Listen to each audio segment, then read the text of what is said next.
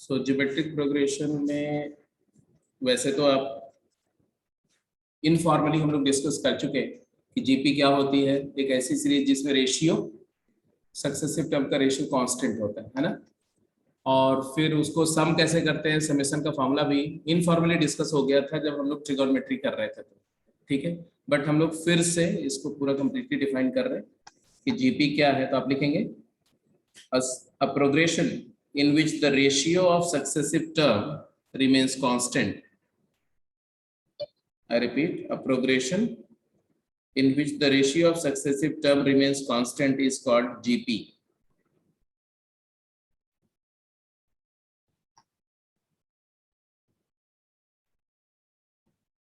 तो geometric progression क्या है? A progression in which the ratio of successive term remains constant. AP में क्या होता था? एपी में समेशन कांस्टेंट, डिफरेंस कांस्टेंट होता था। तो डिफरेंस कांस्टेंट की वजह से उसको अरिथमेटिक बोलते है ना, लीनियर उसका टर्म आता था। यहाँ पर रेशियो कांस्टेंट है इसलिए इसको ज्योमेट्रिक बोलते हैं, क्योंकि मल्टीप्लाई करके प्रोग्रेस करेगी ये, तो ज्योमेट्रिक होंगे। और इसका जो टर्म आएगा वो एक्सपोनेंशियल आएगा फंक्शन के फॉर्म में अगर देखें तो a progression in which the ratio of successive term remains constant is called GP. For example, if I say that A1, A2, A3 ये GP है, अगर ऐसा मैंने बोला कि A1 एक टर्म है, A2 टर्म है, A3 है and so on, AN are in GP, तो इमीडिएटली आप क्या मेक आउट करेंगे? यहाँ से आप मेक आउट करेंगे देयरफॉर A2 और A1 का ratio A2 by A1 will be same as A3 by A2 will be same as A4 by A3 and on last होगा AM divided by, इसके पहले वाला टर्म को क्या लिखेंगे? AN minus 1। और ये जो कांस्टेंट रेशियो है, इसी रेशियो को हम नेम देते हैं R, और क्या बोलते हैं इसको? Common ratio. Common ratio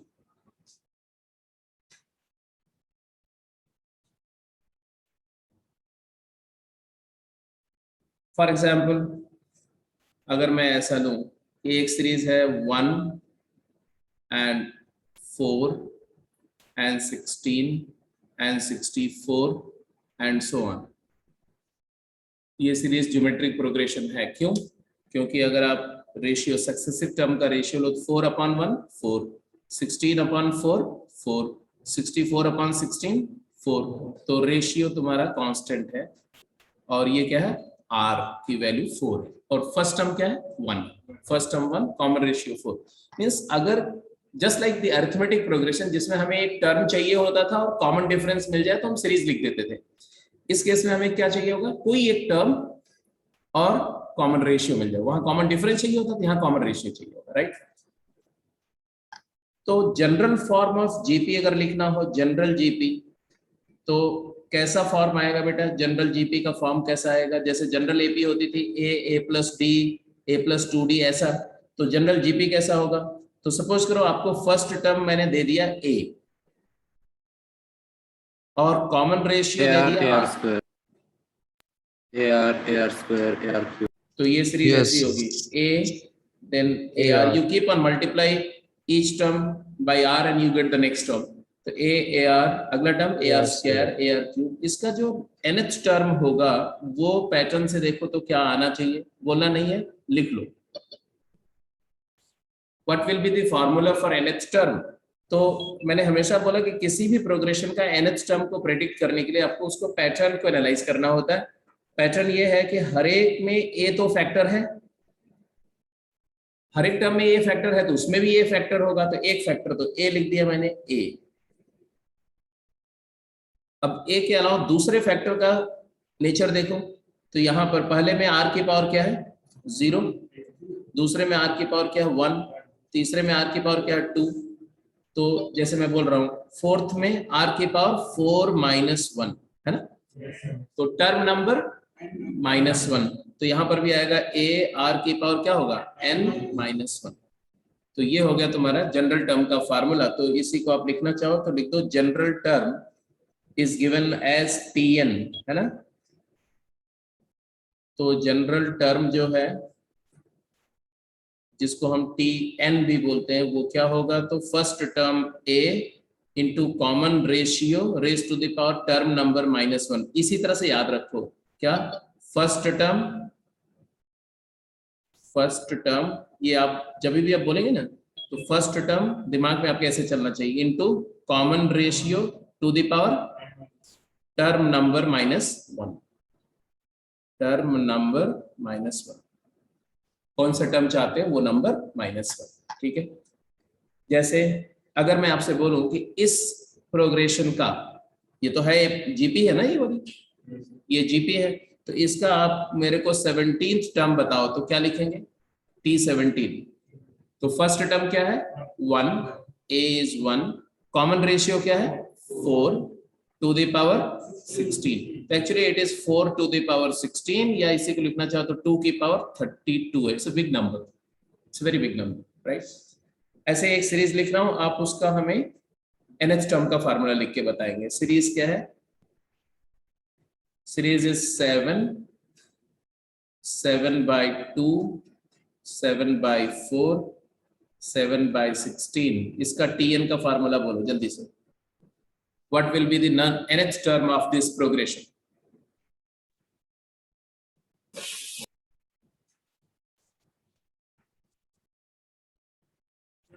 7 into 2 to the power -n-1. 7 into half into raised to the power n-1। हाँ, nth टर्म का फार्मूला आपने लिख ही दिया होगा। फर्स्ट टर्म a, सबसे पहले a डिटरमिन किया, तो a की वैल्यू तो क्लियर कट 7 है, और कॉमन रेशियो r की वैल्यू क्या आ रही है 1/2 आ रही है ना, हाफ Yes. r is 1/2।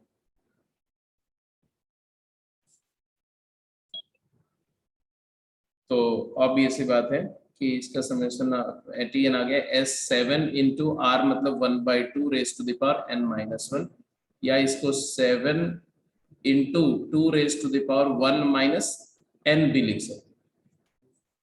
अब आपको याद है कि जब कांस्टेंट बेस की पावर में वेरिएबल क्वांटिटी होती है तो उसको कैसा फंक्शन बोलते हैं, एक्सपोनेंशियल फंक्शन बोलते हैं। तो ये क्या है, तो ये एक्सपोनेंशियल फंक्शन ऑफ n है, exponential function of n। n को चेंज करने से चेंज होगा ऑब्वियसली, और ये एक्सपोनेंशियली चेंज हो रहा है। Just like the arithmetic progression का Tn कैसा होता था, Tn होता था linear function of n, a n plus b type का होता था, ये लीनियर फंक्शन था, उसका ग्राफ स्ट्रेट लाइन आएगा। और एक्सपोनेंशियल का ग्राफ कैसा आता है, एक्सपोनेंशियल ग्राफ आपने पढ़ा हुआ है किस तरह से आता है। तो जनरल टर्म आ गया, जनरल फॉर्म आ गया, ठीक है। अब अगली बात क्या हमें जरूरत पड़ती है जी, कोई भी प्रोग्रेशन में Tn का फार्मूला आ गया, तो हमें उसका समेशन ऑफ n टर्म कैसे निकालते हैं, और इन्फिनिट टर्म अगर लेना है, इन्फिनाइट टर्म्स लेने हैं, तो उसका समेशन कैसे लिखते हैं, देखिए summation of first n term of Gp, summation of first n term of Gp।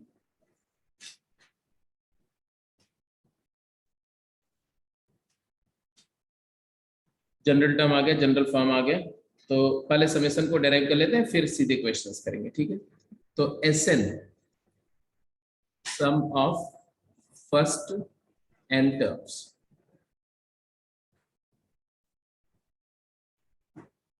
मैंने बोला अगर S बोल रहे हैं इस समेशन को, तो S क्या है, तो it is a plus AR plus AR square, and last के 3 टर्म लिखो, write down the last 3 term. सबसे पहले लास्ट टर्म लिख दो, लास्ट टर्म क्या लिखोगे, a r की पावर n-1, nth टर्म।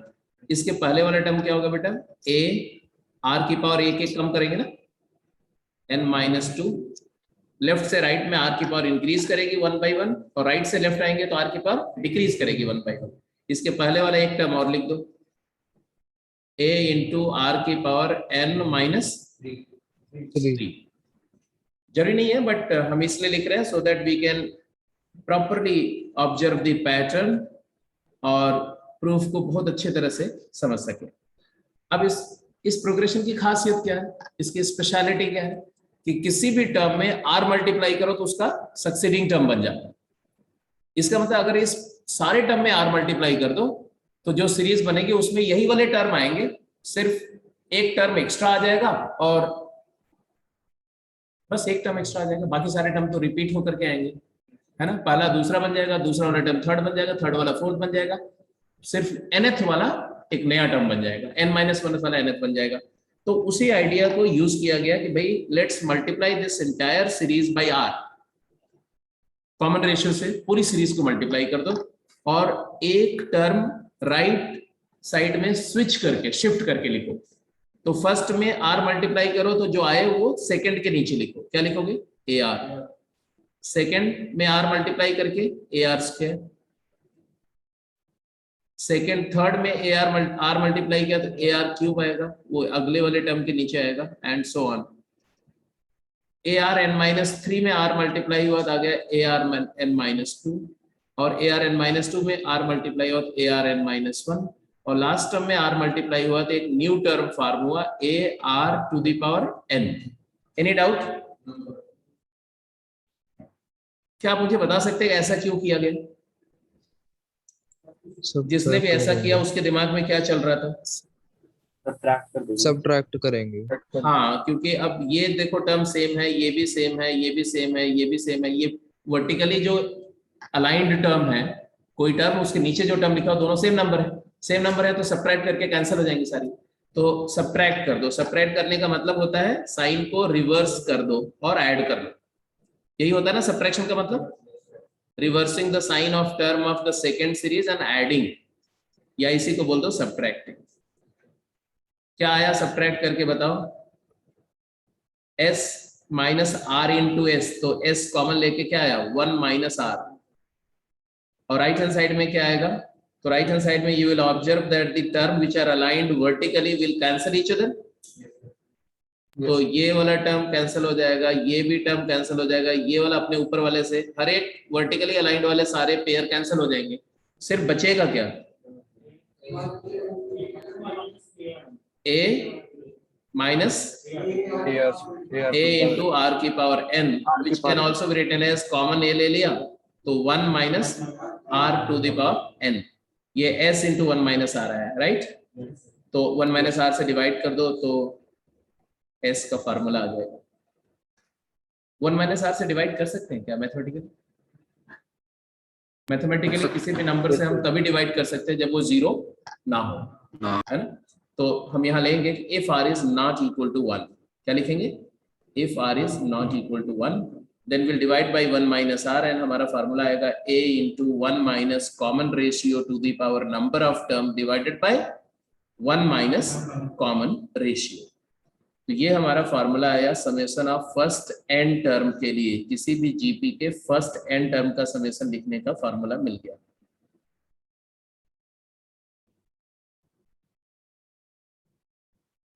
इसीलिए इसको एसएन बोलते हैं, एसएन।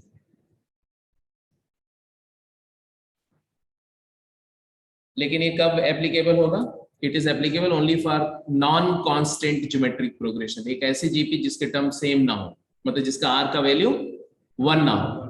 अच्छा, आर का वैल्यू 1 हो गया तो बोल रहे भाई आर का वैल्यू 1 हो गया तो समेशन के लिए कोई फार्मूले की जरूरत ही नहीं, isn't it? If r is 1, अगर मान लो किसी कॉमन रेशियो 1 आ गया तो सीरीज तो कांस्टेंट हो गई, s will be a plus a कितनी बार? n times. तो इसका समेशन तो आप डायरेक्ट बता सकते हो na। इसके लिए हमें कोई फार्मूले की जरूरत नहीं है, चाहे वो एपी हो, ये सीरीज को एपी भी बोल सकते हैं, इस सीरीज को जीपी भी बोल सकते हैं, आगे बढ़ेंगे इस ऐसी सीरीज को एचपी भी बोल सकते हैं। तो उनके लिए ना तो उसको एपी में काउंट करो, ना जीपी में, ना एचपी में, या सब में काउंट कर लो। समेशन के लिए कोई फार्मूला नहीं लगाने की जरूरत है, सीधे n टाइम्स फर्स्ट टर्म, ठीक है। अब रह जाती बात सिर्फ कि अगर यही सीरीज के नंबर ऑफ टर्म को कंटिन्यू कर दिया जाए इन्फिनिटी तक, तब समेशन क्या होगा और कब मिलेगा, कब समेशन वो पॉसिबल होगा और क्या समेशन होगा, तो उसको मैं थोड़ा रुक के डिस्कस करूंगा। पहले ये बताओ कि यहाँ तक बात सबको समझ में आ गई? Yes sir. जहां तक कोई डाउट नहीं है तो पहले कुछ क्वेश्चंस करते हैं फटाफट जल्दी से, ठीक है? नोट कर लिया है सबने? चलिए, तो अब मैं कुछ प्रोग्रेशन लिख रहा हूँ, उसका सम करके बताना है आपको। Find whether the following progressions are GP or not. If so, find its common ratio, find its TN and find its SN. ये तीनों बातें आपको बतानी है.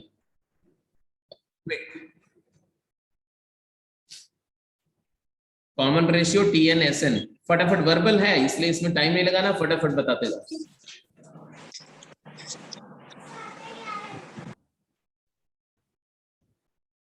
Common ratio TN and SN.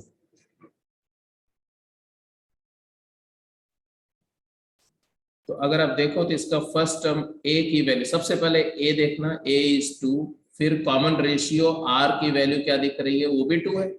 No, R की वैल्यू क्या है, 3 है. R इक्वल टू 3, R की वैल्यू 3 है, A की वैल्यू 2 है. तो TN क्या हुआ, TN nth टर्म का फार्मूला क्या हुआ, A इंटू R की पावर n माइनस 1. अब मैं इस बार बार बता रहा हूँ because GP is a progression which is new to most of you. ठीक है, AP आप बहुत अच्छी तरह से जानते थे, 10वीं में किया था. GP आपके लिए न्यू है, तो GP का TN और SN का फार्मूला बार बार लिखो, है ना. जब SN निकालना हो तो SN का पहले फार्मूला लिखो, फिर लिखो, समय से वैल्यू पुट करो. ये नहीं कि उसको मेंटली मत करो, 10-15 बार लिखने के बाद फिर जरूरत नहीं पड़ेगी आपको. ARn-1, A की वैल्यू क्या है 2, R क्या है 3 की पावर n माइनस 1. जैसे अगर कोई आपसे बोले कि इसका 7th टर्म क्या होगा, तो आप क्या बोलोगे, 2 इंटू 3 की पावर 6. व्हाट इज 3 की power 6, 81 into 9, 729. Yes, sir. 2 into 729. वैसे ऐसे कैलकुलेट करने के लिए तो ऐसा भी लिख सकते हैं, that is equal to 1458. Yes, sir. ऐसा कुछ. एनीवे, और हमें चाहिए SN का फार्मूला. SN का फार्मूला बोलो. SN का फार्मूला क्या है, A मतलब A, ऐसे फार्मूला लिखोगे, A into 1 minus Rn. 1 minus R की power n upon. 1 minus R. अब देखो यहाँ पर हमारे केस में R की वैल्यू 1 से बड़ी है, राइट. तो इसको हम ऐसे भी लिख सकते हैं, न्यूमरेटर में से भी माइनस कॉमन ले लो और डिनोमिनेटर से भी माइनस माइनस कैंसिल हो जाएगा. इसको हम ऐसे भी लिख सकते हैं, R की power n minus 1 upon R minus 1. दोनों सेम है, दोनों में कोई फर्क नहीं है, सिर्फ लिखने का तरीका चेंज किया. चाहे आप ऐसे लिखो, चाहे आप ऐसे लिखो, किसी भी केस में इररिस्पेक्टिव ऑफ कि R की वैल्यू 1 से छोटी है या बड़ी. बट मैं इसको लिख रहा हूँ प्रेफरेबल, थोड़ा देखने में अच्छा लगेगा. A मतलब 2 इंटू 3 की power n minus 1 upon 2. 3 minus 1 is 2. अब इस वाले फार्मूले से ये आया, अगर इस वाले से फार्मूले लिखते तो भी वही आता है, ऐसा कुछ, A इंटू 1 माइनस 3 की पावर n और नीचे आ जाता माइनस 2. तो अल्टीमेट आंसर दोनों से सेम आएगा, 2 और 2 कैंसिल होकर के फाइनल आंसर क्या है, 3 की पावर n माइनस 1. और यहाँ से भी वही आएगा, नेगेटिव ऑफ 1 माइनस 3 की पावर n, जिसको सिंप्लीफाई करके इसको भी क्या लिखेंगे 3 की पावर. तो ऐसा मैं कुछ नहीं बोल रहा हूँ कि जब R की वैल्यू 1 से बड़ी है तब आप ये वाले फार्मूले को यूज करो, और जब R की वैल्यू 1 से छोटी है तो इसको, ऐसा बिल्कुल मत समझना. दोनों में से किसी भी रिजल्ट को इस्तेमाल करो, R की किसी भी वैल्यू के लिए आंसर वही आएगा. ठीक है. एनीवे, एक और बात समझो,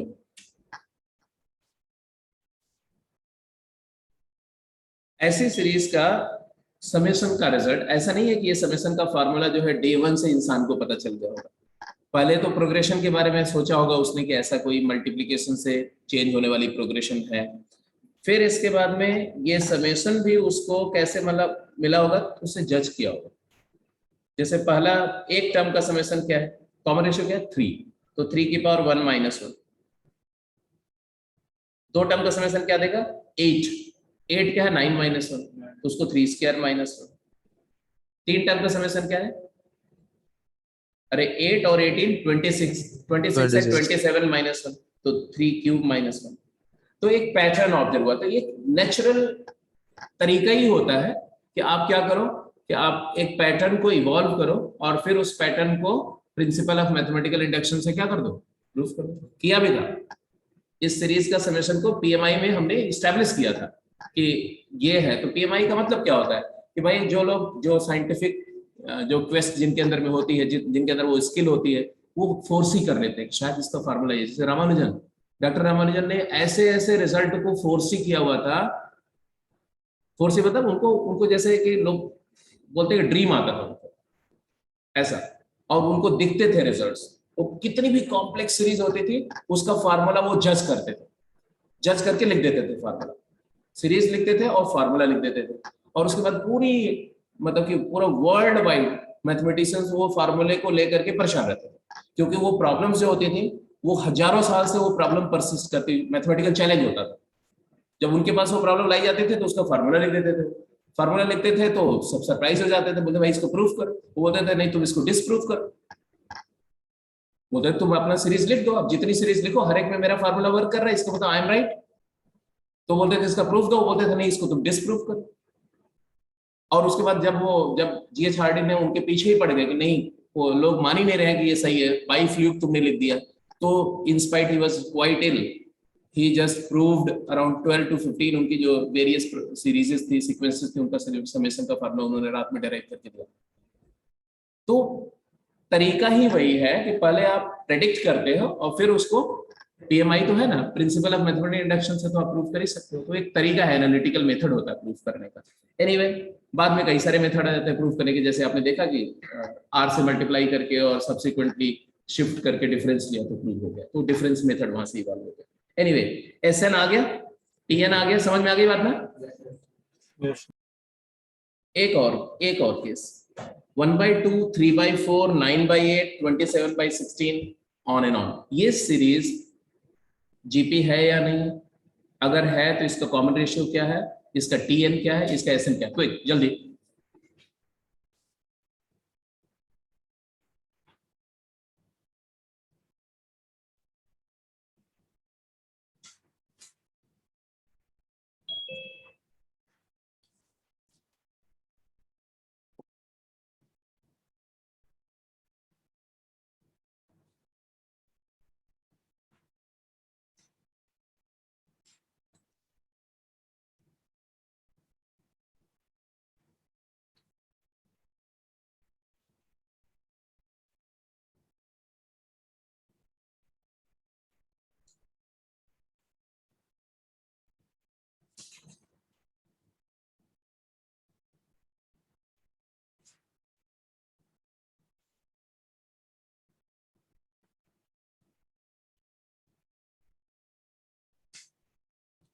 सबसे पहले पैटर्न को देखो, 1/2 में क्या मल्टीप्लाई करके 3/4 आएगा, तो ये रेशियो तो दिख रहा है 3/2, और यही 3/2 यहाँ मल्टीप्लाई होगा तो 9/8 भी आ रहा है। यस तो ये 3/2 के प्रोडक्ट से प्रोग्रेस कर रही है, जीपी है। कॉमन रेशियो क्या आया, कॉमन रेशियो आर की वैल्यू 3/2 आ गई। फर्स्ट टर्म क्या आया, फर्स्ट टर्म ए की वैल्यू हाफ, तो ऑब्वियस ही बात है कि nth टर्म का फार्मूला जो आया वो a r to the power term number -1, तो it is equal to half multiplied by 3/2 की पावर n-1। इसी को आप ऐसा भी लिख सकते हैं 3 raise to the power n-1 upon 2 multiplied by 2 raise to the power n-1। कौन सी प्रॉपर्टी मैंने यूज करी, a by b whole to the power x is equal to a to the power x upon b to the power x, exponential property use करी। इतना ही नहीं, इसको और थोड़ा सिंपलीफाई किया जा सकता है, isn't it? इसको 1/3 into 3 multiplied by 3 की power n-1 upon 2 multiplied by 2 की पावर n-1, क्या दिख रहा है ये 1/3 of 3 की पावर n और 2 की पावर n, तो 3 की पावर n अपॉन 2 की पावर n भी लिख सकते हो, या 1/3 ऑफ 3/2 की पावर n भी लिख सकते हो। ये मैंने सिर्फ इसलिए करके दिखाया कि कई बार ऐसा होगा कि फार्मूला तो यही होगा, बेसिकली आप निकालेंगे तो ये फार्मूला नजर आएगा, लेकिन ऑप्शन में ऐसा नहीं लिखा होगा, ऑप्शन में वो ये लिखेंगे तो आप परेशान हो जाओगे, ये क्या हो गया, ये तो हाफ इंटू 3/2 की पावर n-1 आ रहा है, जबकि ऑप्शन में तो कहीं वो ऑप्शन दिख ही नहीं रहा, वो तो 1/3 हो गया, हाफ की जगह 1/3 आ गया और 3/2 की पावर n हो गया, तो कुछ नहीं किया गया, क्या किया गया, उसी को मैथमेटिकली सिंप्लीफाई किया, बस और कुछ। टीएन का फार्मूला आ गया, चाहे ये लिखो चाहे ये लिखो चलेगा। एसएन ना, एसएन जैसे अगर कोई बोले कि T5 क्या होगा या T7 क्या होगा या T7 क्या होगा, तो क्या लिखोगे, 1/3 ऑफ 3/2 की पावर 7, या इसी को 1/2 ऑफ 3/2 की पावर 6। क्लियर है? एक ही बात है, दोनों सेम है। Sn क्या है? Sn पहला टर्म हाफ, Sn का फॉर्मूला a इंटू r की power n minus 1 upon r minus 1। a कितना था? 1/2, r है 3/2 की power number of term n minus 1 upon 3/2 minus 1 कितना होता है? हाफ। हाफ। तो ये हाफ और ये हाफ क्या हो गया? कैंसिल। फाइनल आंसर है 3/2 की पावर n minus 1। तो किसी भी जीपी को आइडेंटिफाई करके उसका टीएन एसएन कॉमन रेशियो ये सब आप निकाल सकते हैं। It's not a big deal. अगले क्वेश्चन पे चले। Yes.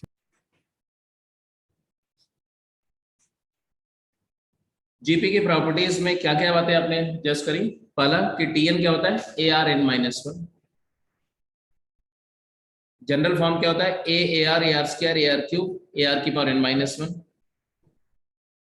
और प्रोडक्ट ऑफ, ये तीसरी बार लिखते जाओ, एक जगह प्रॉपर्टी सारी समराइज करके लिखो फटाफट।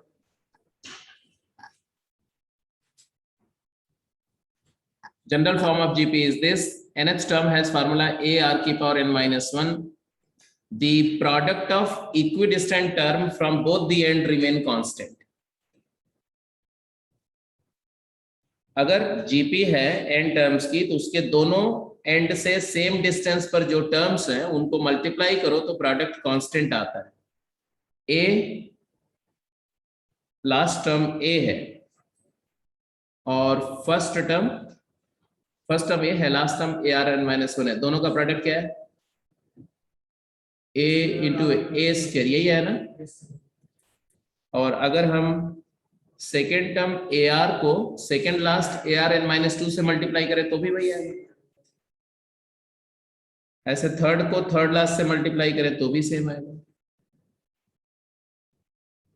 क्यों ऐसा हो रहा है? क्योंकि सेकेंड से थर्ड जाने में आर मल्टीप्लाई हुआ और सेकेंड लास्ट से थर्ड लास्ट आने में आर डिवाइड हुआ। यहाँ 1/r हो रहा है, यहाँ पर r मल्टीप्लाई हो रहा है, तो r और 1/r का प्रोडक्ट क्या हो गया? 1। तो कोई चेंज नहीं हो रहा है, product will remain same. AP में भी ऐसी कोई प्रॉपर्टी होती थी? Yes. वहां पर एग्जैक्टली सम होता था, सम कांस्टेंट होता था। एपी में इक्विडिस्टेंट टर्म्स का समेशन कांस्टेंट होता था, फर्स्ट और लास्ट, सेकंड लास्ट। यहाँ पर क्या है? Product constant.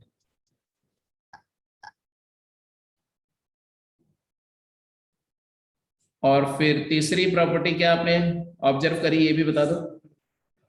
अगर r की वैल्यू 1 से बड़ी है तो जीपी डाइवर्जेंट होगी ना, then GP will be diverging GP. Diverging question होती ना सीक्वेंस, क्यों डाइवर्जिंग होगी? जैसे देखो 1 है, फिर 2 है, फिर 4 है, फिर 8 है, तो टर्म बड़े होते जा रहे हैं। तो nth टर्म क्या होगा? इंफिनिटी की तरफ जाएगा। हाँ, इंफिनिटी पर जो टर्म होगा वो nth टर्म क्या होता है? 2 की पावर n माइनस 1 होगा। और अगर n को इंफिनिटी लोगे तो ये वैल्यू क्या हो जाएगी? इन्फिनाइटली लार्ज हो जाएगी, it will go to infinity. तो कोई भी सीक्वेंस जिसका term at infinity become infinitely large, it doesn't remain finite, उसको क्या बोलते हैं? Diverging sequence. तो ये डाइवर्जिंग जीपी हो जाएगी। इसी तरह से अगर r की वैल्यू 1 हो गई तब तो आपको पता ही है, तब तो कांस्टेंट जीपी हो जाएगी, देन कांस्टेंट जीपी। बट अगर r 1 से छोटा है तो, अगर r की वैल्यू 1 से लेस है, 1 से लेस मतलब 0 से 1 के बीच में, मैं r की बजाय मैग्नीट्यूड r की बात कर रहा हूं, दैट इज मोर अप्रोप्रिएट। ठीक है, मॉड r 1 है तो कांस्टेंट जीपी या तो ऑसिलेटिंग जीपी। ऑसिलेटिंग भी हो सकती है, कब? जब r की वैल्यू -1 हो जाए, है ना। तो मॉड r1 में या तो ऐसा हो जाएगा a ऐसी वाली जीपी बनेगी, या तो a माइनस a ऐसे ऑसिलेटिंग जीपी बनेगी। r का मैग्नीट्यूड अगर 1 से लेस हो जाए तब GP will B converging GP बनेगी। कन्वर्जिंग जीपी क्या होती है भाई? कन्वर्जिंग सीक्वेंस क्या होती है? लास्ट टर्म फाइनाइट होगा। जिसका टर्म एट Infinity वाली इन्फिनिटी, finite। हाँ टी इन्फिनिटी जो होगा वो फाइनाइट नंबर होगी। टी इन्फिनिटी का मतलब है टी एन, nth टर्म जब n की वैल्यू बहुत बड़ी हो जाए, इन्फिनिटी हो जाए, मतलब 2 की पावर, जैसे मैं ऐसा लूं a इंटू आर की पावर n-1, ये लिखेंगे ना, और n की वैल्यू क्या हो गई, इन्फिनिटी को जा रही है, तो एक्चुअली ये हो जाएगा a multiplied by common ratio r की पावर इन्फिनिटी, क्योंकि इन्फिनिटी -1 भी क्या होता है, इन्फिनिटी। अब जरा मुझे बताओ कि कोई नंबर जो फ्रैक्शन है -1 से 1 के बीच में है, उसका इन्फिनाइट पावर रेज करने पर क्या होगा। तो -1 से 1 के बीच जो नंबर्स हैं उनका नेचर कैसा होता है, जैसे मान लो एक नंबर है r की वैल्यू 0.9 है, सपोज करो 0.9, तो r स्क्वायर क्या हो जाएगा 0.8, फिर r की 0.81। पावर 4 क्या हो जाएगा 0.6 समथिंग, 65 के आसपास हो जाएगा, फिर r की पावर 8 क्या हो जाएगा, तो 0.36 के आसपास हो जाएगा। क्या हो रहा है, as we are keeping the value of power increased, the net value of the r to the power n is decreasing।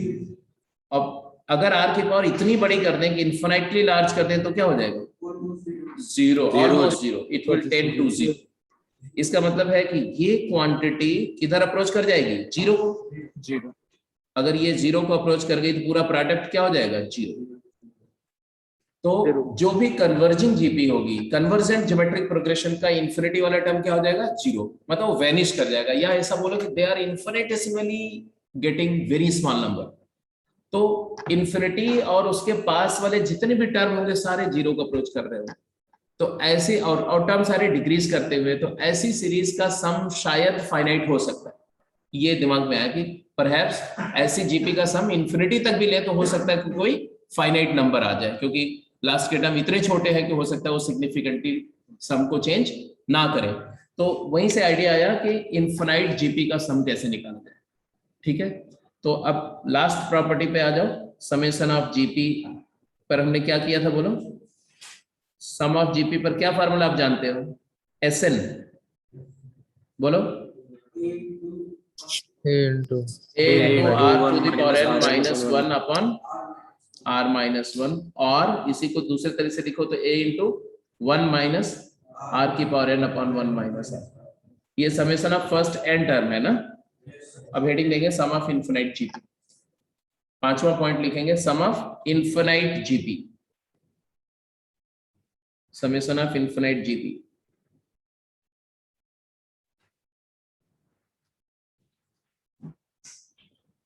Infinite GP का सम का फार्मूला और कंडीशंस,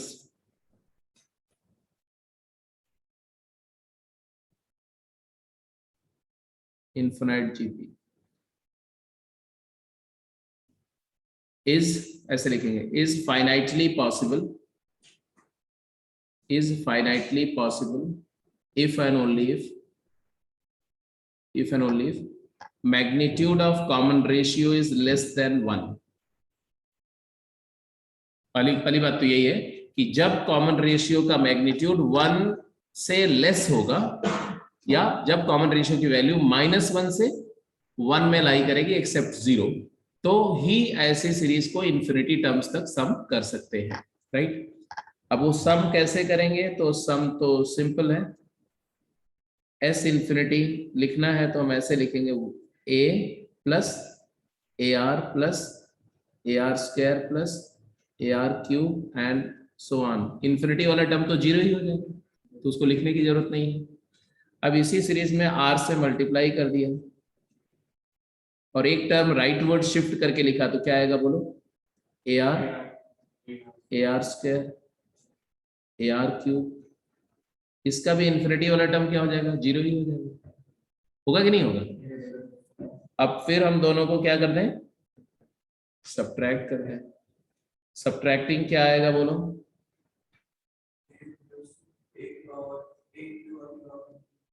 सब्ट्रैक्टिंग आएगा 1 minus R multiplied by S infinity is equal to, ये सब cancel हो जाएगा ना, ये सारे कैंसिल हो जाएंगे, और लास्ट वाला तो जीरो ही है, वो तो खत्म ही होगा। तो राइट साइड में क्या है, ए आ गया, तो एस इन्फिनिटी क्या आ गया, ए upon 1 minus r. This is one way of getting the summation. और दूसरा मेथड क्या है वो भी देख लो, दूसरा आर्ग्यूमेंट क्या है. Can I say that S infinity is nothing but infinite number of terms का sum is same as n number of term का sum where n approaches to infinity? Yes, sir. Yes, sir. Yes. अब n number of terms को तो हम technically add कर चुके हैं, उसका फार्मूला हमने क्या निकाला था, a multiplied by 1 minus r की power number of term divided by 1 minus r, right? और इसमें अगर हम n को इन्फिनिटी अप्रोच कराते हैं, ध्यान से देखो, अगर n इन्फिनिटी को अप्रोच करेगा तो क्या होगा, n इन्फिनिटी को अप्रोच करेगा तो बाकी a इसकी सेहत पे कोई फर्क नहीं पड़ेगा, 1 माइनस आर डिनोमिनेटर पे कोई फर्क नहीं पड़ेगा क्योंकि यहाँ तो n का कोई मतलब ही नहीं है, n से इंडिपेंडेंट है. कौन सा टर्म है जो n के ऊपर डिपेंड कर रहा है, only r to the power n.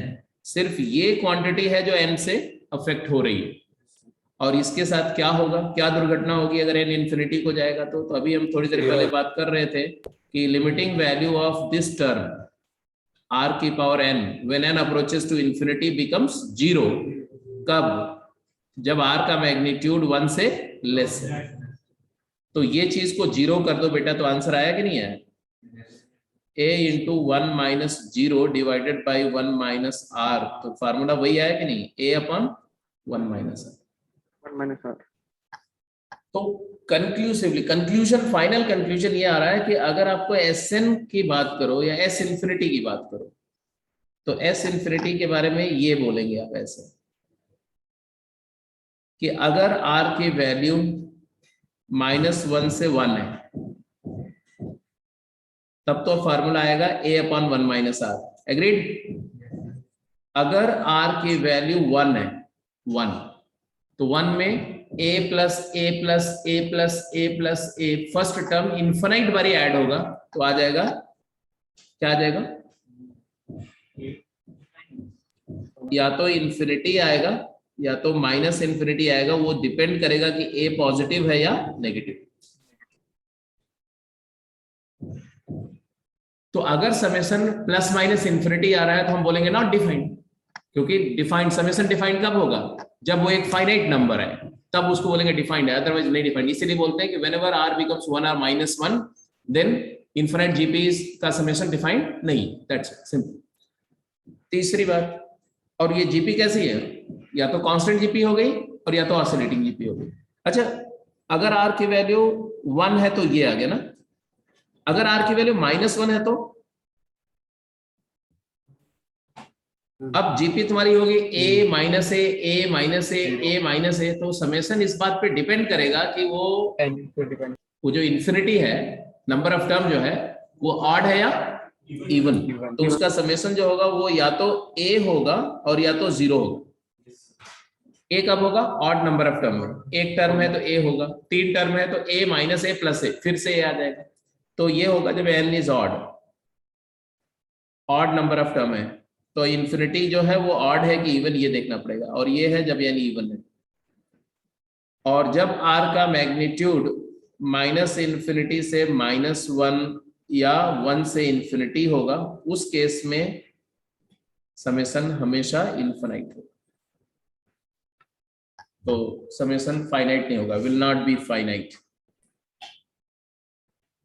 तो ये पूरे डिस्कशन को अगर देखो तो एक ही केस हमारे लिए रेलेवेंट है, कौन सा, इसीलिए इनफिनाइट जीपी के समेशन की बात तभी होती है जब कॉमन रेशियो -1 से 1 एक्सेप्ट 0. एक्सेप्ट 0 में क्यों बोल रहा हूं, क्योंकि अगर r 0 होगा तो एक ही टर्म होगा, बाकी सारे टर्म क्या हो जाएंगे, 0. तो इनफिनाइट जीपी होगी ही नहीं. ठीक है, तो होपफुली एवरीथिंग इज ओके. तो आप कोई भी क्वेश्चन कर सकते हैं. तो अगर आप इसको नोट कर चुके हैं तो हम लोग अगले क्वेश्चंस पे शिफ्ट करें. सभी लोग नोट कर चुके हैं? किसी को कुछ पूछना है अभी तक जीपी के बारे में, कोई भी क्वेरी है किसी के दिमाग में?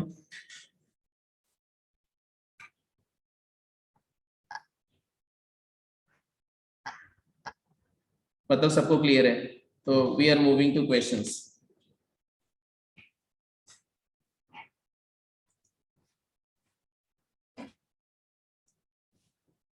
ठीक है जी, अब थोड़ा फास्ट काम करेंगे, जल्दी। ये दोनों तो हो गया था कि नहीं?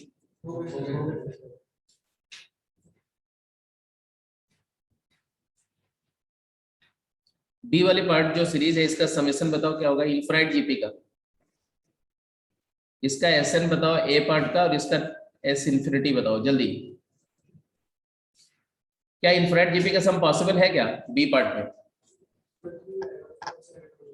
बी पार्ट में तुम्हारा ए क्या है 3, No. और कॉमन रेशियो क्या है 1/4। 1/4. तो ऑब्वियस ही बात है कि एस इंफिनिटी जो हो जाएगा तुम्हारा ए अपॉन 1 माइनस आर, तो it is 3 divided by 1 minus, it is 3 divided by 3/4, so it is 4। Infinite GP का सम 4 है। ये डाइवर्जिंग जीपी है कि कन्वर्जिंग? तो ये कन्वर्जिंग जीपी है, कन्वर्जेंट सीरीज है। और एस एन, पहले वाले में एस एन क्या होगा? तो एस एन में पहले वाले केस में ए की वैल्यू क्या है 2 और आर की वैल्यू क्या है 3, तो एस एन होगा ए इंटू, हाँ हाँ हाँ, तो a मतलब है 2 इंटू 3 की power n minus 1 divided by 3 minus 1। तो ये और ये कैंसिल होकर के आंसर आया 3 नंबर। ये तो पहले भी कर चुके। आगे चलिए, समेशन ऑफ इनफिनिट जीपी सारा डिस्कस हो गया है, तो मैं इस पर बात नहीं कर रहा हूँ। इनफिनिट जीपी का सम बताओ बी पार्ट, बी पार्ट।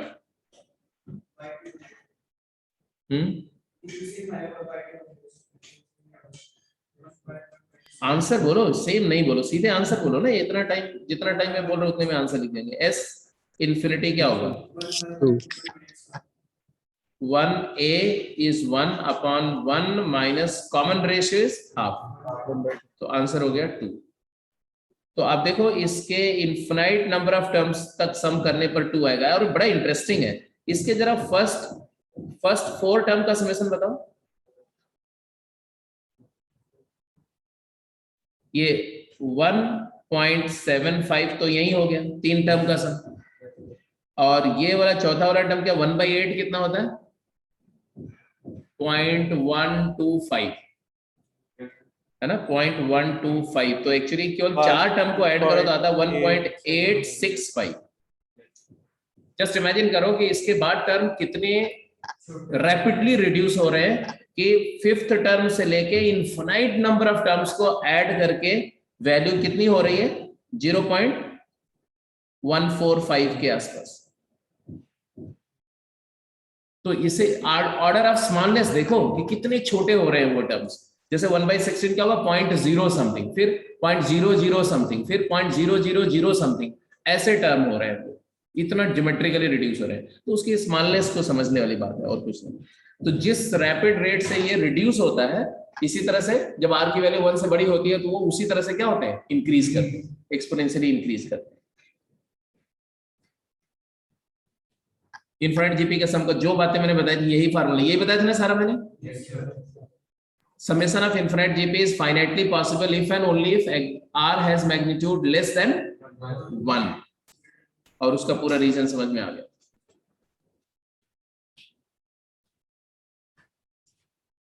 ए पार्ट का आंसर बोलो। ए पार्ट में what is S N, what is T N, and what is S S infinity, quick.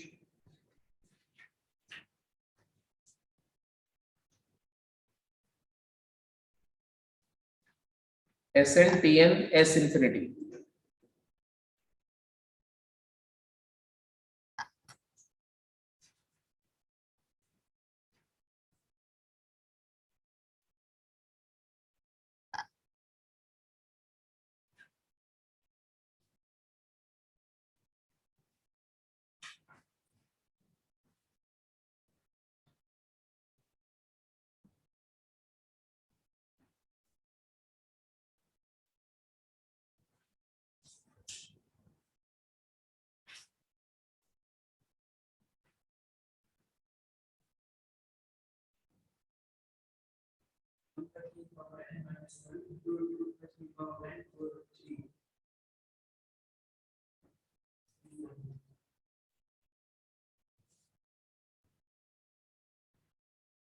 हाँ क्या बोला?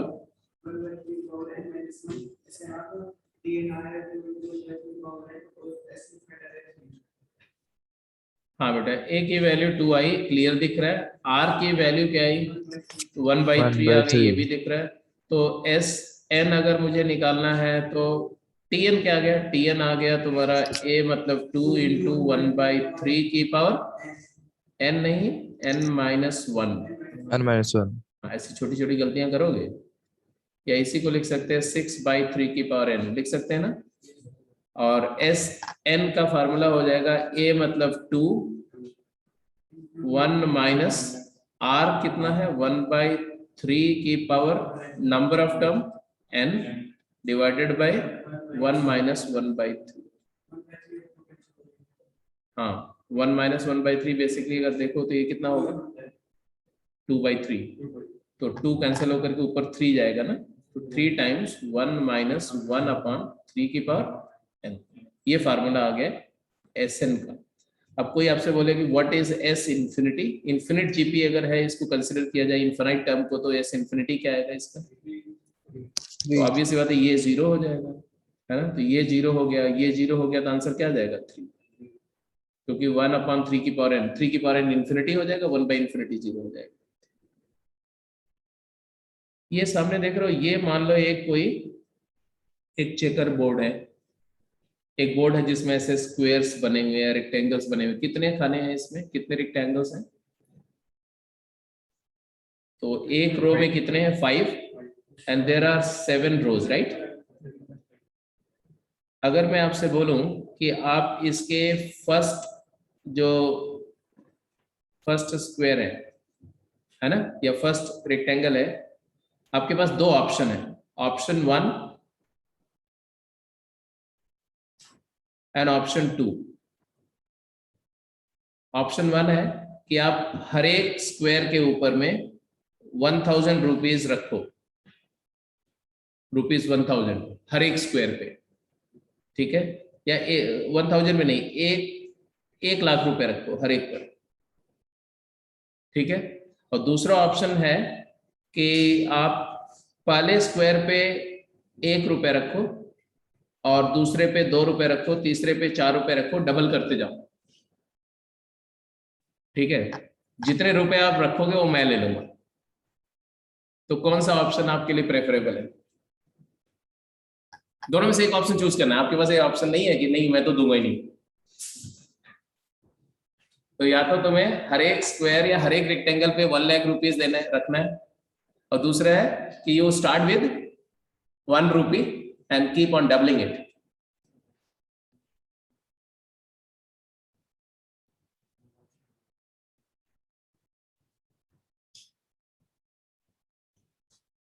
And majority of guys are telling me that just keep on doubling it. Yes, sir. 1 रुपए से start करके double करते जाओ, double करते जाओ। Yes, sir. Yes. सही में?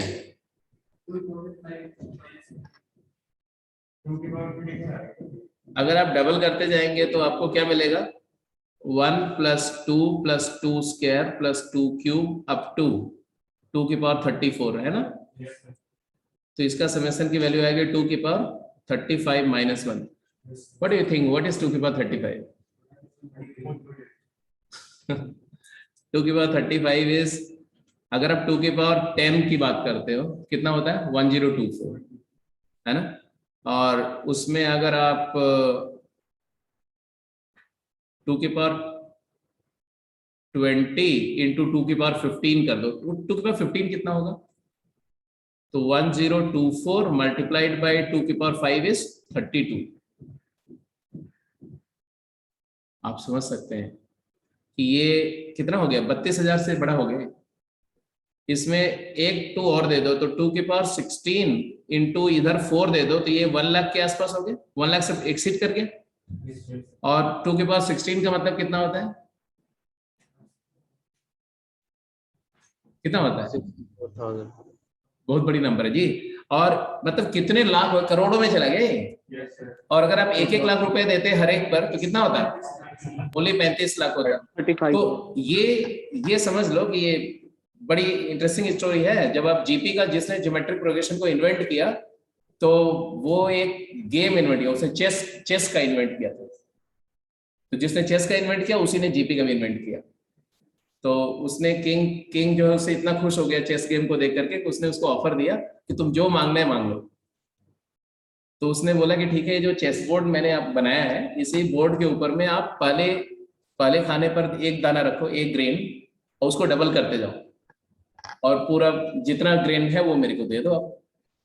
The king was so happy and simultaneously he started मॉकिंग him कि तुम तो बेवकूफ है यार, इतना इंटेलिजेंट गेम इन्वेंट किया और इतना बेवकूफी वाला डिमांड किया तुमने। बोला सर जी पहले कर तो दो।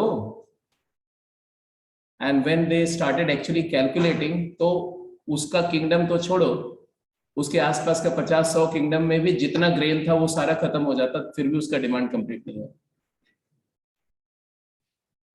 इतने ग्रेन की उसने डिमांड करी थी कि वो ग्रेन को एक एक करके लाइन पे लगा दो तो यहां से चांद तक चले जाओ और चांद से वापस आ जाओ। तो that is the power of geometric progression. मैं इसे बताने की कोशिश कर रहा हूं कि उसको मैथमेटिक्स में कैसे यूज कर सकते हैं। उसी को यूज करके बाइनरी सीक्वेंसेस बनाए गए जिससे पूरी कंप्यूटर साइंस गवर्न हो रही है, जिससे गूगल ने पूरी दुनिया को मैप कर दिया है। हर चीज के लिए उसने एक टर्म क्रिएट कर दिया ना, हर एक का यूनिक आईडी बना दिया। Every damn thing you think about, उसके लिए एक यूनिक आईडी बनी हुई है। वो यूनिक आईडी में क्या हुआ, 0 0 1 0 1 0 1 यूज हो रहा है, मतलब उसका 2 की पावर n की सीक्वेंस आती है, यही जीपी आती है। एनीवे लेट्स गो अहेड, आगे चलते हैं। हाँ जी, क्वेश्चंस करिए आप, फटाफट जल्दी करिए। तो जीपी में ऐसा सोचो तो इसके अलावा कुछ नहीं, आप एनसीईआरटी का एक एक सम अप कर जाओ, आपको अलग से एक लाइन आपको सीखने की जरूरत नहीं। तो 9.3 एक्सरसाइज जीपी को डेडिकेटेड है, उसके जितने सवाल है सारे करो। तो आज के लिए वही टास्क हो गया। अब फटाफट जरा क्वेश्चंस करो क्विक, बट इसमें बहुत चैलेंजिंग सीरीज है, अभी पूरा का पूरा 1 लेक्चर 2 लेक्चर जीपी चलती रहेगी। पूरा right the series whose nth term is given below and identify its type, also find the mentioned term summation up to number of term। मतलब पहले में दिया एक tn दे दिया, अब tn दे दिया तो आप सीरीज को tn देख करके सीरीज बता सकते हो क्या होगी। जैसे ये सीरीज क्या है, जिस सीरीज का ये tn लिखा हुआ है, ये सीरीज को आप क्या प्रेडिक्ट कर रहे हो, एपी है, जीपी है, या कोई मिसलेनियस सीरीज है। जीपी लग रही मतलब एक्सपोनेंशियल में है। हाँ, आप ऐसे ही बोलो बेटा कि बिकॉज पावर बेस कांस्टेंट है और पावर में क्या है, n है। तो जब पावर में वेरिएबल और बेस कांस्टेंट होता है, ऐसे फंक्शन को क्या बोलते हैं, एक्सपोनेंशियल। और एक्सपोनेंशियल टर्म है तो उसको वो कौन सी सीरीज होती है, जीपी।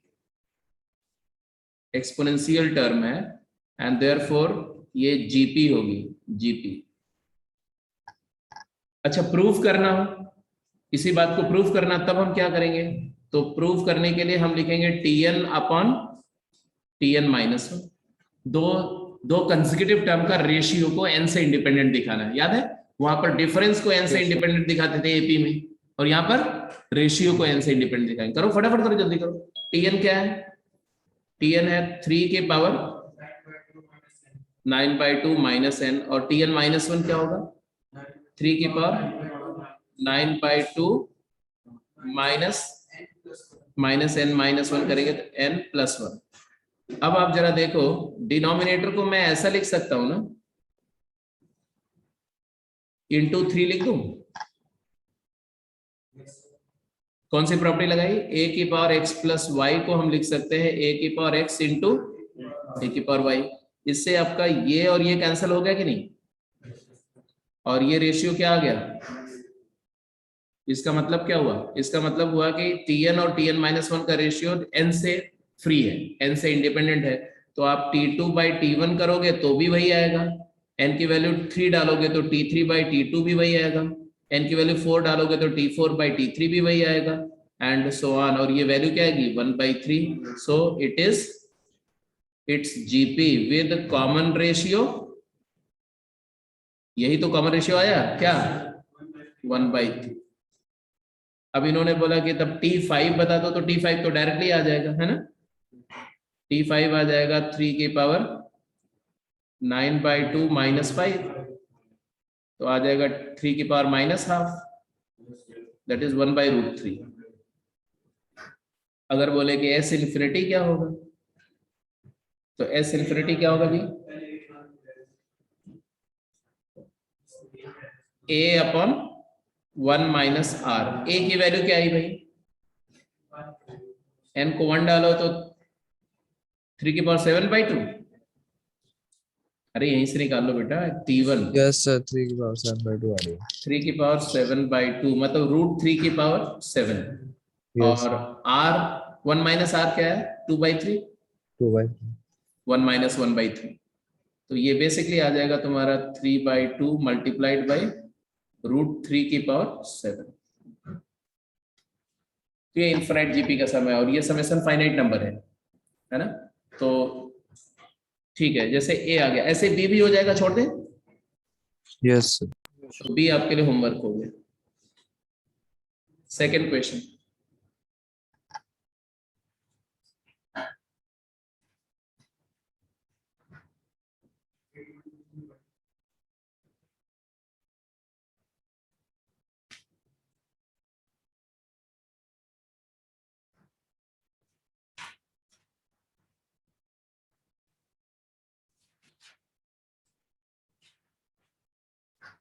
बी वाले पार्ट को भी आप अपने एंड पे प्रूफ कर लो।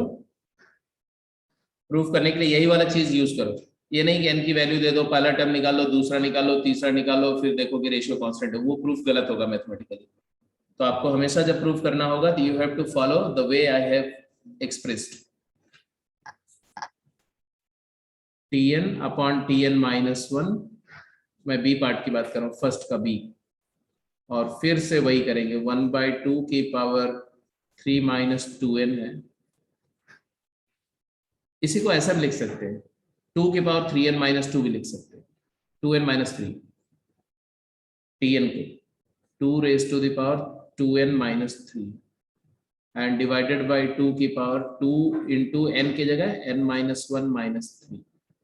तो ये आ जाएगा 2 की power actually 2n - 3 - 2n plus 2 plus 3। Actually देखो तो ये आ जाएगा 2 की पावर 2 4। तो ये 4 कॉमन रेशियो की जीपी, कॉमन रेशियो क्या आ गया 4, कॉमन रेशियो 4 है, तो ये जीपी हो गई, ये तो कंफर्म है, इट इज अ जीपी। बाकी तो आप निकाल ही लेंगे। सेकंड क्वेश्चन का आंसर आ गया। Yes sir. Yes sir. Yes sir.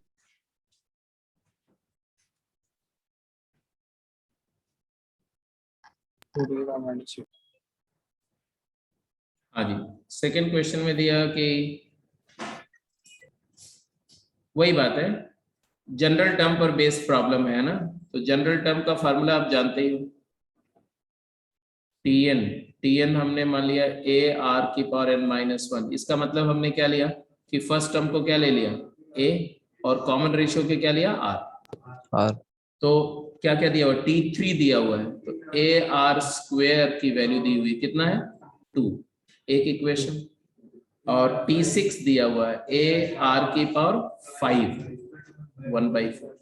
अब जरा ध्यान से देखो, जब हम एपी का क्वेश्चन करते थे तो दो इक्वेशन बनते थे, लीनियर बनते थे, वहां दो लीनियर इक्वेशन बनते थे क्योंकि दो अननोन था ए और डी। जीपी में भी अभी भी दो अननोन है, ए एंड आर, बट यहां पर बिकॉज टर्म का नेचर क्या है एक्सपोनेंशियल, तो यहां पर एक्सपोनेंशियल इक्वेशन बनेगी। तो जीपी को सॉल्व करने में एग्जैक्टली एपी जैसा काम करना पड़ेगा, वहां लीनियर इक्वेशन सॉल्व करते थे, यहां पर एक्सपोनेंशियल सॉल्व करना पड़ेगा। कैसे सॉल्व करेंगे बताओ, इन दोनों को डिवाइड कर दें। Yes sir. R भाई cube एलिमिनेशन करना है, ए कैंसिल हो जाएगा, तो फर्स्ट डिवाइडेड बाय सेकंड कर दिया मैंने। तो लेफ्ट हैंड साइड को डिवाइड किया तो क्या आया, R⁵ आया, ए cancel, R⁵ bye R⁵ is, हाँ बोलो क्या,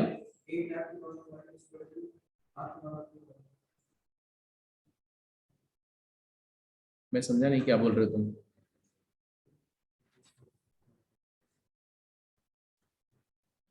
ए तो कैंसिल हो गया, आर टू द पावर, अच्छा 1/2 किया मैंने ना, तो आर की पावर 2 बाई आर की पावर 5 आएगा।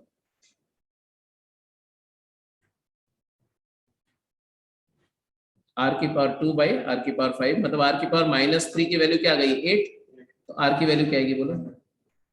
8 को क्या लिख दिया आपने, हाँ। 2 क्यूब। तो अब ये सी बात है, आर की वैल्यू क्या आएगी, 1/2। R is half. आया कि नहीं। इसको हाफ की पावर -3 लिख सकते हैं ना, 1/2 की पावर -3 लिख सकते हैं, तो पावर सेम है तो बेस इक्वल हो गया, आर की वैल्यू हाफ आई, मतलब कॉमन रेशियो हाफ आ गया। और क्या चाहिए था, ए क्या आया, अब आर की वैल्यू हाफ आप इसमें डाल दो तो ए आ जाएगा। फर्स्ट इक्वेशन में पुट करो तो a into 1/4 is equal to 2, तो a की वैल्यू आ गई 8। अब जब आपको r मिल गया, a मिल गया, तो जो चाहिए वो निकाल सकते हैं आप। क्या पूछा इन्होंने, T10। T10 क्या होगा भाई, a इंटू आर की पावर 9, मतलब 8 मल्टीप्लाइड बाई 1/2 की पावर 9। रफली इसको कैलकुलेट करो तो आ जाएगा 1/2 की पावर 6, दैट इज 1/64। अगर कोई इसमें बोलता है एस इंफिनिटी क्या होगा, जल्दी बोलो।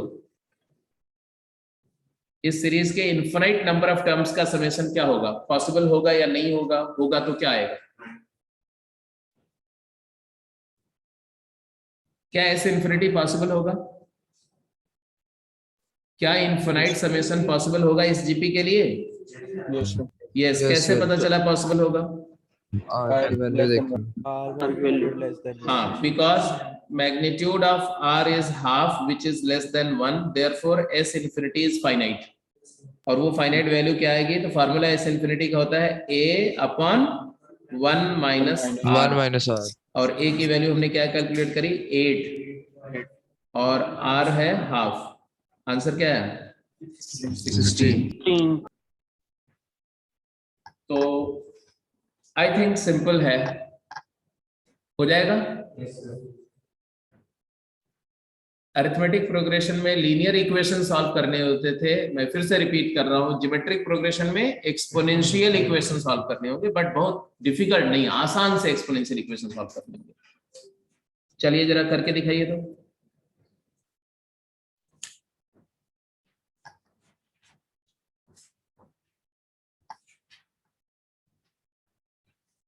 Find Tn, Sn and if possible S infinity for the following progressions.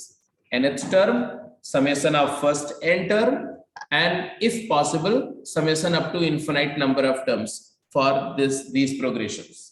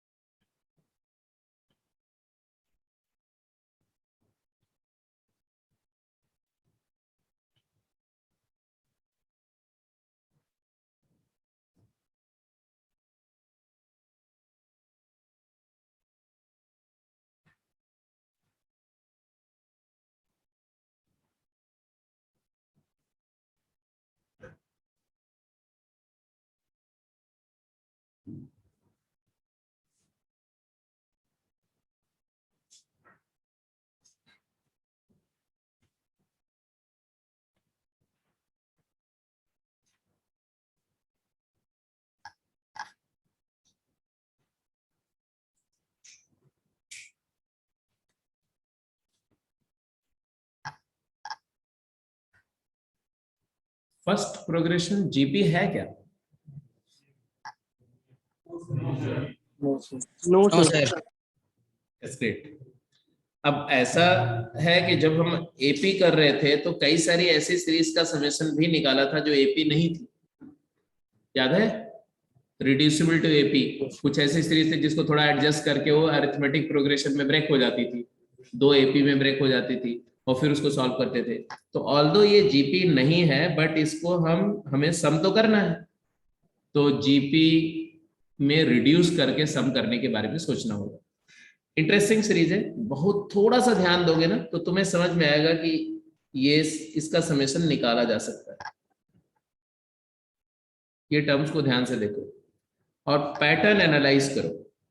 अगर पैटर्न कुछ तो दिख रहा है, जो भी दिख रहा हो मुझे बोल सकते हो। जैसे 2 2 जा 4 2 जा 8 2 जा 16, तो डिनोमिनेटर तो जीपी में है, डिनोमिनेटर लाइन जीपी। न्यूमरेटर में क्या है जी,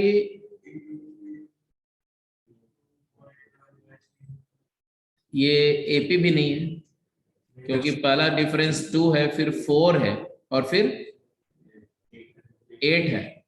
तो 2 4 8 मतलब जो डिफरेंस है वो जीपी में यस है ना। एनीवे और कुछ और कोई खास बात देख रहे हो? Yes sir, n-1/n। ये 2 है तो ये 1 है, ये 4 है तो ये 3 है, ये 8 है तो ये 7 है। तो हर एक फ्रैक्शन, हर एक टर्म का न्यूमरेटर और डिनोमिनेटर में एक बड़ा टिपिकल सा रिलेशन है। क्या? Denominator is 1 more than numerator, मतलब numerator is 1 less than denominator. So with that if I try to write it, तो ये सीरीज मुझे ऐसे दिखेगी। मान लो हमें समेशन निकालना है, सपोज करो, तो समेशन निकालने के लिए सीरीज ऐसे दिखेगी। 1 2 माइनस 1/2 लिख सकते हैं इसको। 4 माइनस 1/3 लिख सकते हैं कि नहीं? 3 नहीं 4। अगला 8 माइनस 1/8 लिख सकते हैं। अगला 16 माइनस 1/16 लिख सकते हैं। तो अब मेरे को एक पैटर्न दिख रहा है, क्योंकि now I can say that ये 2 ये 4 ये 8 ये 16 तो जीपी में है। बोलो। तो न्यूमरेटर इसका टीएन बोलो। TN, what is TN?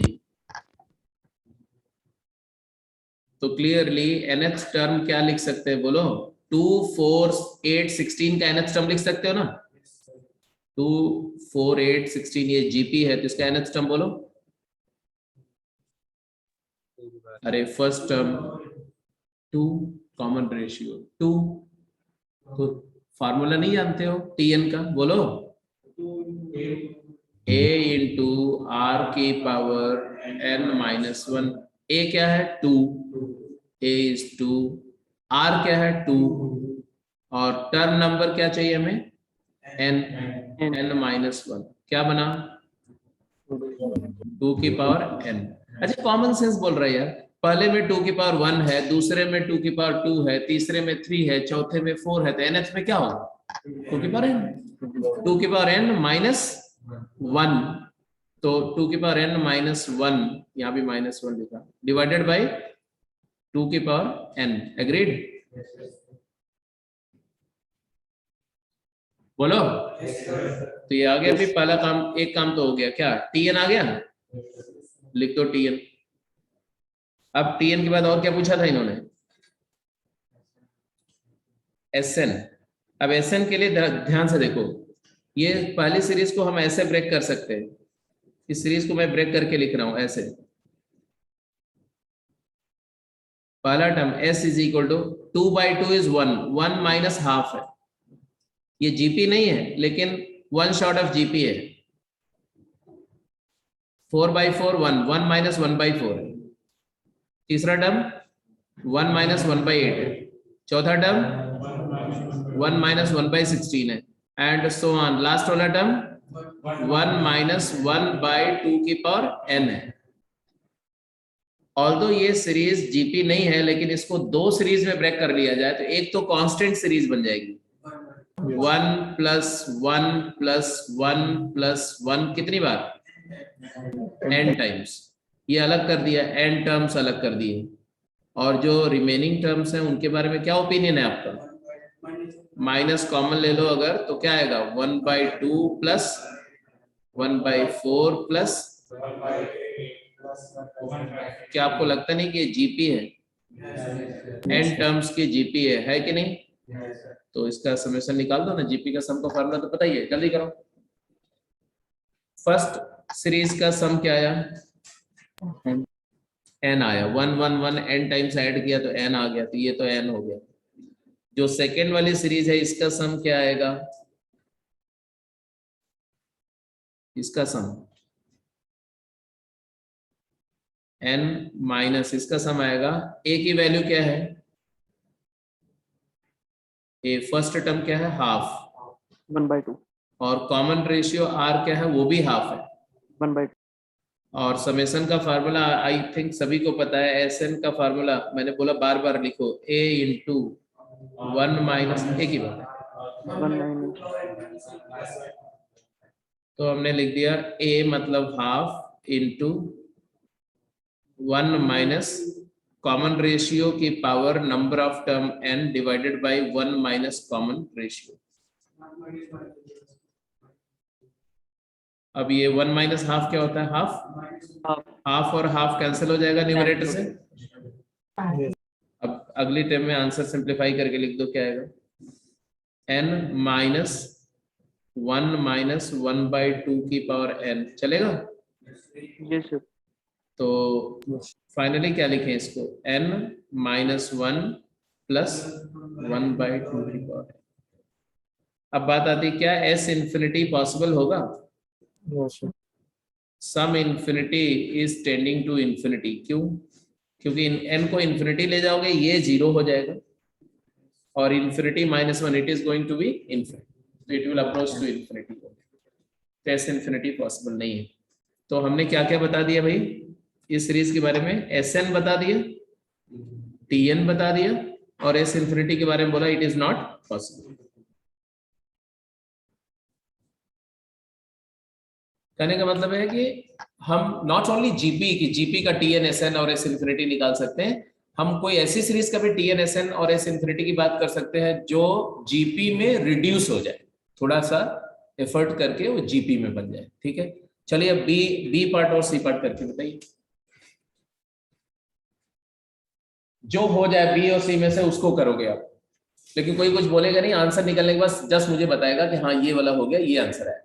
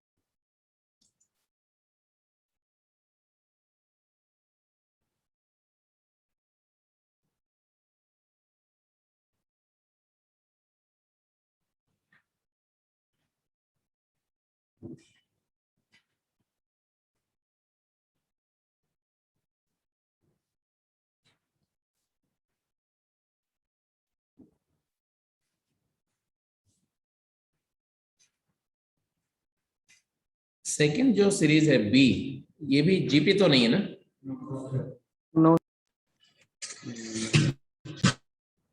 और सी,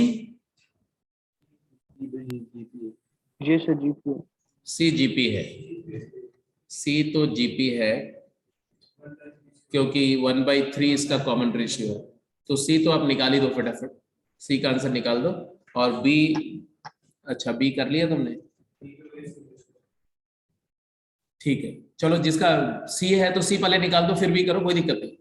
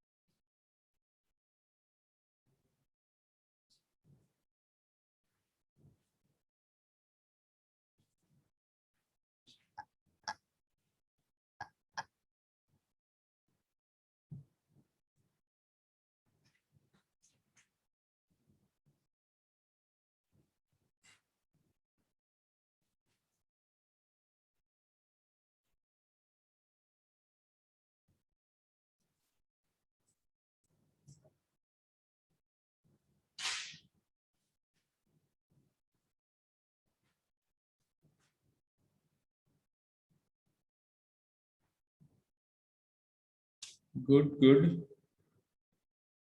कुछ लोग का तो हो गया भाई दोनों।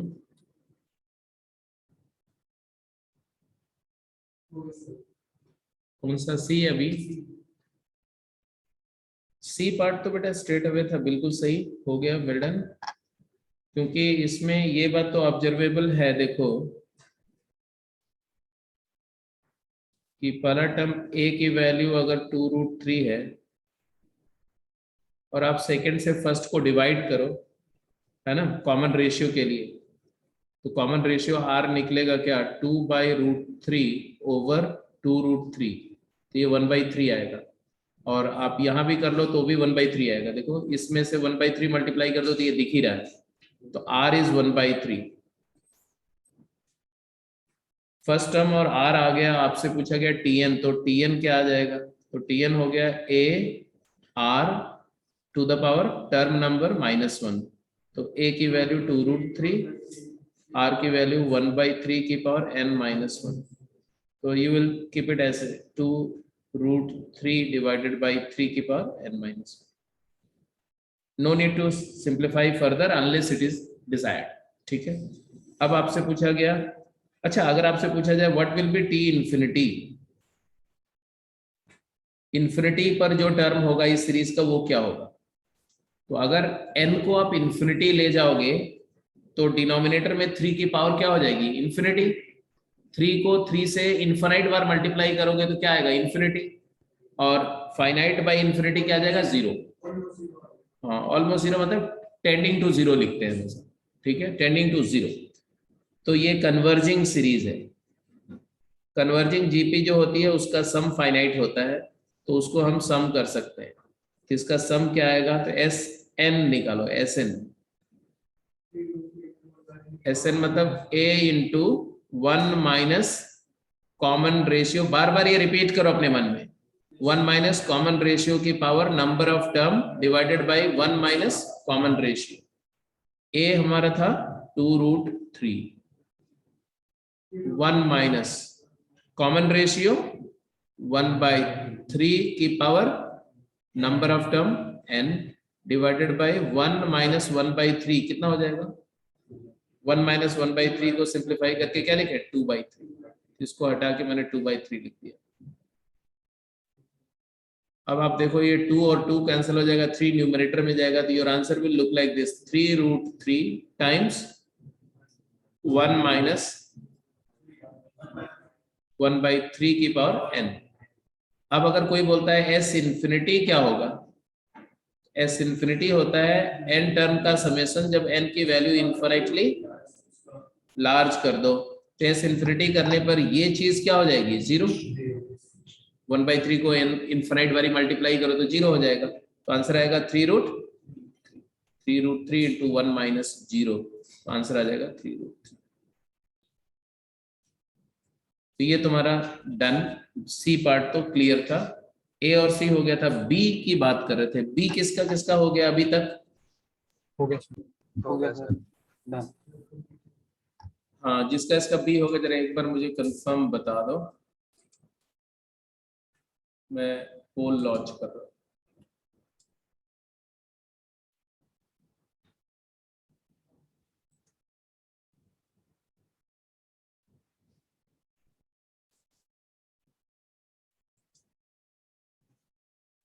बी किसका इसका हो गया यहाँ क्लास में,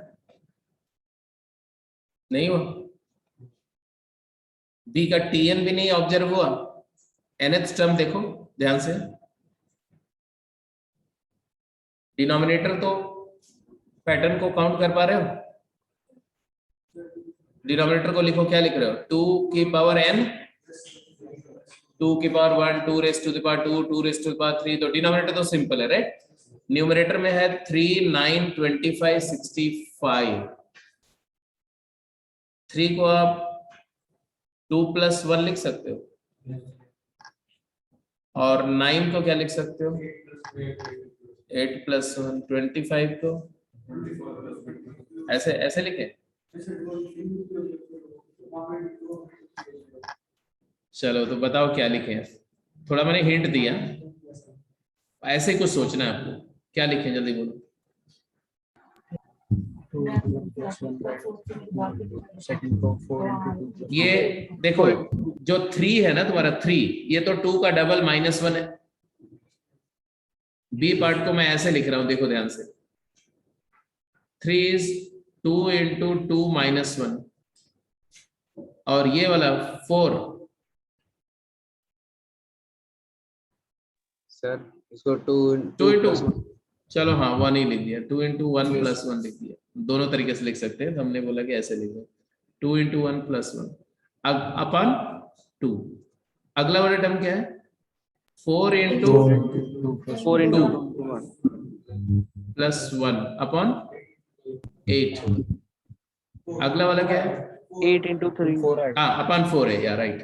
अगला वाला क्या है, 8 into 3 plus 1 हाँ जी 8 into 3, 8 3 plus 1 upon 8। अगला वाला इसी तरह से दिख रहा है, 16 into 4, 16 into 4 plus 1 it is interesting, upon 16। और ये पैटर्न ऐसे चल रहा है। एक्चुअली समझो क्या हो रहा है,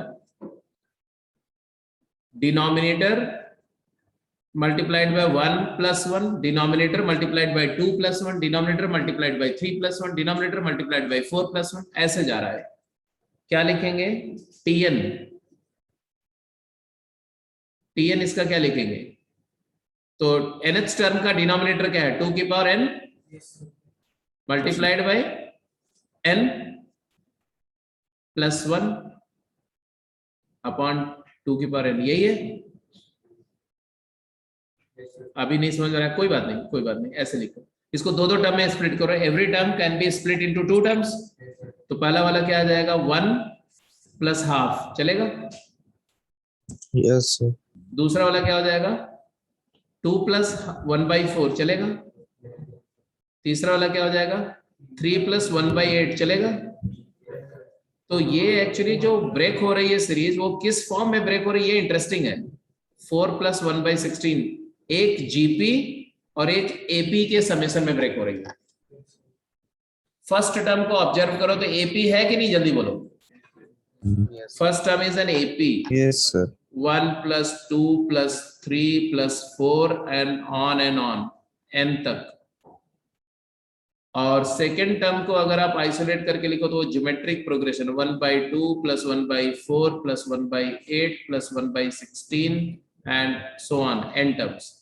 n टर्म्स जीपी के आगे और n टर्म्स एपी के आगे, दोनों का समेशन लिखना आता है। Yes sir. एपी का समेशन तो नेचुरल नंबर का सम है भाई, ये तो वर्बली बोल दो। फर्स्ट n नेचुरल नंबर का सम क्या होता है, n into n plus 1 n into n plus 1 divided by 2। और ये जीपी का सम भी आपको आता है। कॉमन रेशियो क्या है, 1/2, फर्स्ट टर्म भी क्या है, 1/2। तो a 1/2 into 1 minus common ratio की power number of term divided by 1 minus common ratio. Answer बोलो finally, n into n plus 1 divided by 2 plus 1 minus 1 upon 2 की पावर। अब यहां पर ये तो आपका Sn आ गया, Tn आ गया साहब, Sn आ गया, और S इंफिनिटी भी आ ही गया,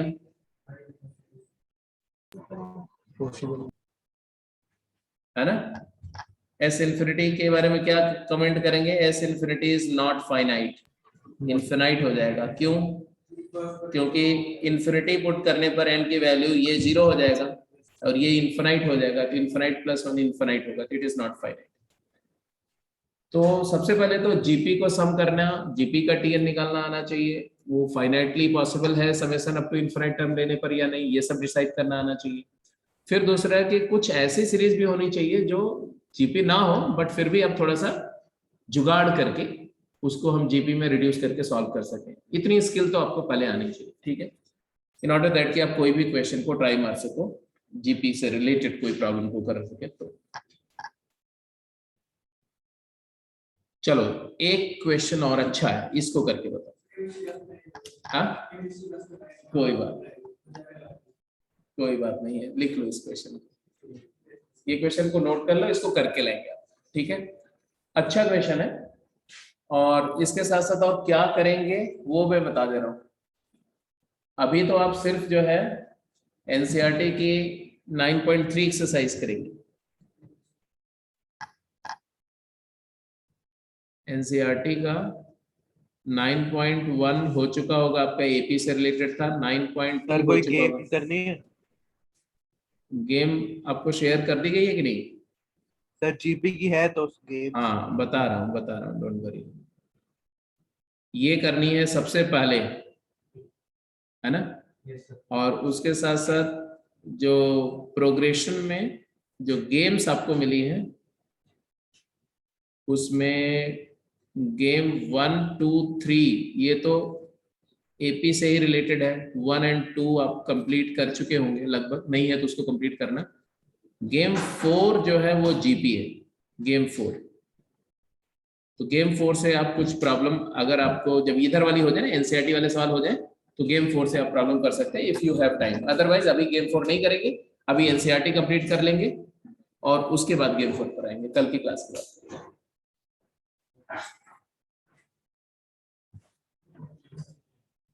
पिनेकल बैच की क्लास इवनिंग में होगी भाई। इवनिंग में आपकी क्लास होगी, point and cardinal system start करेंगे हम लोग। Bye sir, thank you sir. Bye sir. Bye बेटा बाय। हाँ सुकृत बोलो। सर एक क्वेश्चन बात है, जीरो हाँ? सर जीरो फैक्टोरियल 1 होता है ना सर, वो क्यों? हाँ 0 फैक्टोरियल 1 होता है, बट उसकी डेफिनेशन फैक्टोरियल की डेफिनेशन पर बेस नहीं होती है, उसको हम एनसीआर पर बेस करके डिफाइन करते हैं। एक्चुअली जो एनसीआर का फार्मूला है ना, एनसीआर या एनपीआर की बात करो, एनपीआर का फार्मूला होता है n factorial upon n minus r factorial. तो एनपीएन का फार्मूला हो जाएगा n factorial upon 0 factorial. N object को अरेंज करना है एक रो में, तो पहले प्लेस के लिए एन वेज है, दूसरे के लिए n-1 वेज है, तो टोटल एन फैक्टोरियल अरेंजमेंट होते हैं। तो ये आंसर एनपीएन की वैल्यू एन फैक्टोरियल आनी चाहिए, वो तभी आएगी जब आप 0 फैक्टोरियल को 1 लेंगे। तो जो परम्यूटेशन और कॉम्बिनेशन का कॉन्सेप्ट है उसमें एनसीआर और एनपीआर को डिफाइन होने के लिए 0 फैक्टोरियल को 1 के इक्वल डिफाइन किया गया। ये है 0 फैक्टोरियल के 1 होने की कहानी। बाकी जब हम लोग एनसीआर करेंगे, कॉम्बिनेशन परम्यूटेशन करेंगे, तो वहां पर फिर से रिवाइज करेंगे। ठीक है, ठीक है। So see you in the evening. Okay bye.